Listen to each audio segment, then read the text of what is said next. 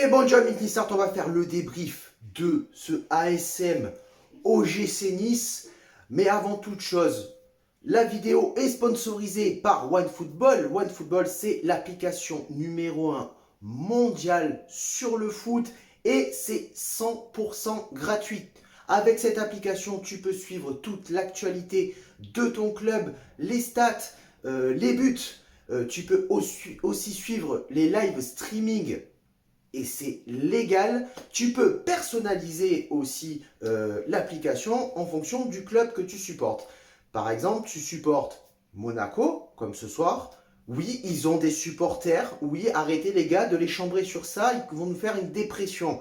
Tu personnalises ton application en sélectionnant ton club et tu pourras suivre les stats de ton équipe, les stats de tes joueurs préférés. C'est 100% gratuit. Le lien est dans la description. Tu quittes la vidéo maintenant, tu cliques sur le lien, tu la télécharges et après tu reviens me voir. Et maintenant, on va parler de ce match dégueulasse. C'était nul. C'était nul ce soir, les gars. C'était nul ce que vous avez proposé. Tout le monde a sa part de responsabilité dans cette défaite. Tout le monde, le coach, les joueurs, tout le monde. À un moment donné, alors oui, il y en a qui me diront, mais il y avait de l'intensité dans ce match, ils ont mis de l'intensité, ils en voulaient, il y avait un gros pressing. C'est pas sur ça que je leur en veux, les gars, c'est pas sur le pressing, c'est pas sur l'intensité de jeu, c'est sur l'efficacité offensive. Tu n'as pas le droit de perdre ce match. Tu n'as pas le droit. Déjà, je vais t'expliquer pourquoi tu n'as pas le droit de perdre ce match. Déjà parce que, c'est le derby. Le derby, tu dois le gagner. Ça se perd pas. De deux, c'est contre Monaco. C'est-à-dire que si Monaco gagne, il nous passe devant. Et encore une fois, on dégringole au classement. Donc les gars, si vous n'avez pas envie, en fait, de jouer, cassez-vous. Cassez-vous du club. C'est nous, l'OGC Nice. C'est nous, les supporters. C'est pas vous. Vous venez, vous passez, vous repartez. Donc pour proposer ce style de jeu-là, stérile au possible, cassez-vous. Cassez-vous. Déjà, dès le début du match, vous m'avez fait peur. Monaco essayait déjà de mettre de la vitesse. Ils jouaient en une touche de balle. Ils essayaient d'aborder le plus rapidement possible la surface de réparation niçoise. Je me suis dit, ça y est, le match, il commence mal. Ça y est, on va s'en prendre. C'est quoi, les gars, ce manque de justesse technique offensif?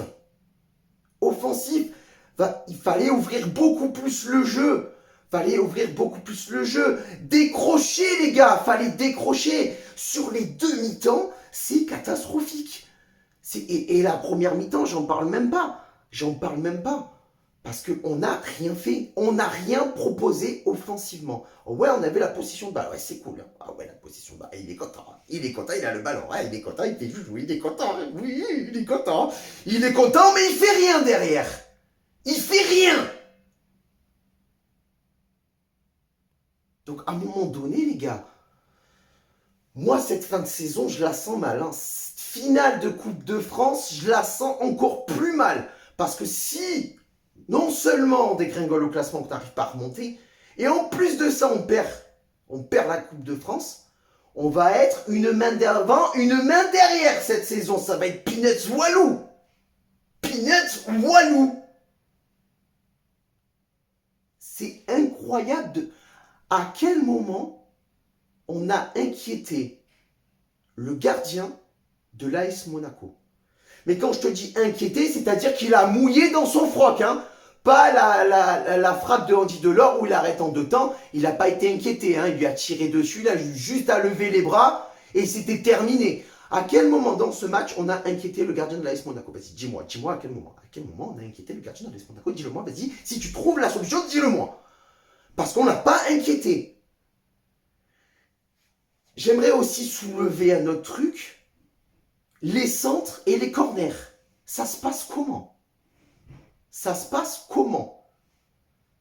Parce que sur chaque centre, vous visez le poteau de corner opposé. C'est même pas le second poteau, c'est même pas le troisième poteau inexistant, c'est le poteau de corner que tu vises. Il me semble qu'on a quand même embauché un gars qui est censé nous apprendre les coups de pied arrêtés. Comment tirer les coups de pied arrêtés? Comment tirer un centre? On a embauché un mec pour ça quand même. C'est impressionnant. C'est impressionnant de ce manque d'efficacité, ce manque de finition. On ne peut même pas parler de réalisme parce qu'on n'a pas eu d'occasion. On n'a pas eu d'occasion. On ne peut même pas parler dans ce match de réalisme. C'est pas possible, parce que quand tu n'as pas d'occasion, tu ne peux pas être réaliste. C'est pas possible. C'est à un moment donné, on aurait pu tirer 1787 corners quand on n'aurait pas mis un au fond. On aurait pu jouer pendant 12 ans, 465 jours, 2 heures, 4 minutes, 12 secondes et 5 millièmes qu'on n'en aurait pas mis un au fond. Donc, comment tu veux gagner ce match? Pendant toute la première mi-temps, tu domines en termes de possession, frérot, hein, pas en termes d'occasion, hein, parce qu'en termes d'occasion, tu domines, tu rentres au vestiaire, tu perds. Comment c'est possible? Il n'y a pas d'investissement, les gars. Investissez-vous plus que ça. On attend des résultats. On attend d'être à la hauteur des futures ambitions qu'on prétend. Mais là, franchement, les gars, non, vous n'êtes pas investis, vous n'avez pas envie. Vous n'avez pas envie. Tirez de loin, bordel, c'est pas illégal. Tirez de loin, je sais pas, tirez de loin. Arrêtez de vous approcher au plus près de la surface de réparation pour marquer un but. Parce qu'en plus, en deuxième mi-temps, on a large la place de le mettre, ce but égalisateur. On a même la place de marquer le deuxième but, vainqueur. Parce que Monaco, quand même, sur la deuxième mi-temps, on les a quand même bouffés, on les a bien mangés. Mais on les a bien mangés en termes de possession de balle. Parce qu'après, oui, il y a de la projection vers l'avant. Mais alors, un meneur de jeu qui est capable d'emmener le jeu vers l'avant, de produire du jeu, de créer du jeu, pour avoir une occasion de but franche, au moins une, hein, et avec un peu de réalisme, tu la mets au fond et tu repars pas bredouille dans ce match. Non, on n'a pas ça. On n'a pas. Les choix de Galtier aussi sur la compo. Excuse-moi, mais tu joues Monaco, le derby, tu ne dois pas perdre de points, surtout pas contre Monaco. Tu dois gagner ce match pour les tenir à distance. Tu me laisses Bard. Tu me laisses Melvin Bard qui ne fait plus rien. Je sais pas, Kasper Dolberg. On va parler des flops, des tops et des flops. Pour moi, les joueurs qui sont sortis du lot ce soir, où il y en a eu quelques-uns, Brahimi, que j'ai trouvé exceptionnel sur l'engagement physique et les montées offensives. Thuram, exceptionnel. Masterclass de Thuram ce soir. Je pense que ça a été le meilleur joueur du match. J'ai bien aimé Mario Lemina aussi, dans la combativité. J'ai beaucoup apprécié ce qu'il a fait dans ce match. Et j'ai bien apprécié aussi, pour une fois, il faut le souligner, quand il n'est pas bien, je le dis, mais quand il est bien aussi, il faut le dire, j'ai bien aimé Lotomba. Voilà. Sur ce match, il a été plutôt correct, bon défensivement. Il a essayé d'apporter offensivement un petit peu son point faible, hein, qui n'arrive pas. Donc je l'ai trouvé très bon. Pour les flops, Kasper Dolberg. Kasper Dolberg inexistant, il n'a rien fait du match. Lui aussi, il faut qu'il se barre. Hein. Il faut qu'il se barre. Hein. Il prend avec lui Youssef Attal. Hein. Il prend avec lui Youssef Attal, ça dégage. Hein. Retour au bercail, retournez toi aux Pays-Bas et toi Youssef Attal je sais plus de quel club tu viens, je sais plus de quel club tu venais, mais ça dégage et ça va trouver un autre club. Melvin, je suis désolé, hein, je suis désolé mon petit rouquin, mais Melvin, je peux plus, il fait plus rien, il ne fait plus rien. C'est incroyable comment ce garçon a pu passer d'un état d'euphorie à proposer un énorme jeu, très beau jeu, à le néant. Les centres, on dirait que Hassan Kamara s'est réincarné en lui au niveau des centres, quoi. C'est incroyable, on n'a rien fait dans ce match, on a loupé une occasion parce qu'il y avait la place, encore une fois. Ça a manqué beaucoup de mouvements offensifs. C'était parsemé d'erreurs techniques.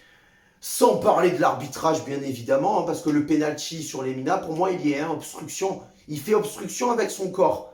Hein, mais il empêche d'aller vers le but. Il empêche de finir son action. Parce que s'il passe, Mario Lemina, ça peut faire but.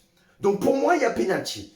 Donc, mais la VAR, monsieur le Texier, en plus à la VAR, tu as bien compris que le penalty, tu l'auras pas. Et surtout pas face à Monaco. Hein. Le deuxième carton jaune sur Dissassi.